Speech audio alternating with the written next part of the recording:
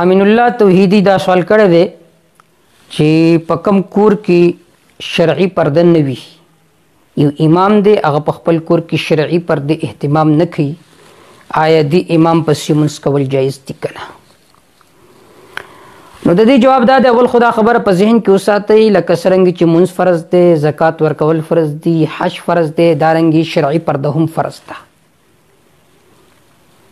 شرعي پرده فرض ده، بهتره خدا ده چې د انسان کور مکمل طور باندې جدا وي، چې نه رندار ویني، نه مامي ویني، نه د تره ښځه ویني، نه د رور ښځه ویني، نظر پې هم نه لګي.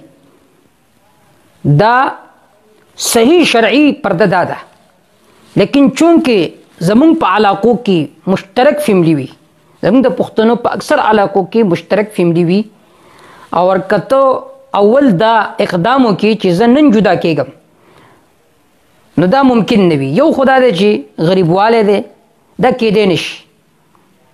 نو د دې وجې نه انسان مشترک فیملی کې اوسیږي، نو په دې ټایم کې به د پردې طریقه څه وي؟ مفتی رشید احمد لودیانوي رحم الله فرمایل چې په دې طریقې په دې کور کې هم ته شرعي پرده کولی شي. څنګه؟ ګوره خبره ذهن کې کېده، ستا روندار ته تا ته روټۍ کېښوده، هغې سره خبرې مه کوه، خپل روټۍ ته ګوره. ستا تره ښځه ده، ستا مخې ته تېره شوه، ګوره ورته مه. ها که د ضرورت خبرې وي سترګې ښکته کړه او هغې سره خبره وکړه. ستا روندار ده، د ضرورت خبرې سترګې ښکته کړه، هغې سره خبره وکړه. نو دا هم اگر چې مکمل طور باندې شرعي پرده نه ده، لیکن بیا هم څه نه څه خو ده.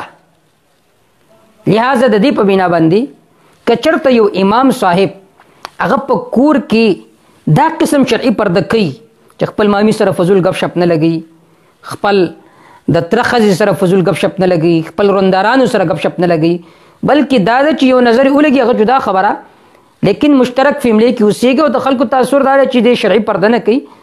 حال دا دی چې هغه شرعي پرده کوي، اهتمام د شرعي پردې کوي. اهتمام په دې معنی باندې کوي کوم چې ما ذکر کو چې فضول ګپ شپ، فضول خبرې، فضول قتل دا نه کوي، خپل کار کوي، بې ځانه ځي، روټۍ خوري بې ځانه ځي، کروندار ورته روټۍ کېدي سترګې ښکتې هغې سره خبرې اترې نه کوي. نو په دې طریقې سره که یو امام دی، یو ملا دی، په دې طریقې سره د شرعي پردې اهتمام کوي، نو په دې صورت کې به د پسې لمونځ کول جایز دي. لکه د فقه یو قاعده ده، ما لا یدرک کل لا یترک کل.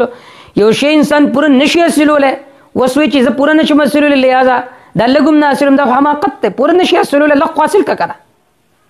نو که یو سړی مکمل طور باندې شرعي پرده نشي کولی، لکه بعض دفعه مشکل وي، نو لہذا که دومره هم د شرعي پرده وکړه، نو دی به فاسق نه دی، فاجر نه دی، لہذا به د پسې اقتدا کول لمونځ کول جایز دي. ها که یو امام داسې وي چې هغه جینکو سره ګپ شپ لګوي، روندارانو سره ګپ شپ لګوي، فضولیات به کوي د خولې نه، نو داسې امام به فاسق دی، د پسې به لمونځ کول مکروه تحریمي دي. والله تعالی اعلم بالصواب.